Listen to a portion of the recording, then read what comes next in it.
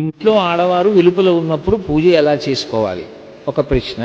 దీపారాధన ఎలా చేయాలి, అది కూడా అశౌచం ఏదైనా ఇంట్లో ఉంటే ఎలా. ఆడవారు వెలుపల ఉన్నా పూజ చేసుకోవడానికి అభ్యంతరం అనేటటువంటి ప్రశ్న అసలు ఎక్కడ లేదు. ఎందుకు లేదు అంటే పూజ అనేటటువంటిది ఎవరు చెయ్యాలి అంటే ఇంటి యజమాని చెయ్యాలి. ధర్మపత్ని సమేతస్య అనుంది కానీ ధర్మపతి సమేతస్య అని ఉండదు సంకల్పం. అంటే దాని అర్థం ఎవరు చెయ్యాలని? యజమాని చెయ్యాలి. యజమాని చేసి నేను పూజ చేసిన కారణం చేత నా పత్ని బిడ్డలు అందరూ సుఖంగా ఉండాలని యజమాని కోరుకోవాలి.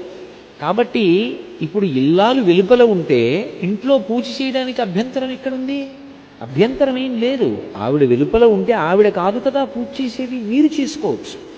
ఒకవేళ ఆవిడ వెలుపల ఉందండి, పిల్లలు చిన్నవాళ్ళు, వాళ్ళ బాగోగులు చూడాలి, వాళ్ళకి వేళకి పలహారం పెట్టాలి, ఏదో పాలు కాచి ఇవ్వాలి, అటు అది ఇది కూడా కష్టం అనుకుంటే లఘువు చేసుకోండి.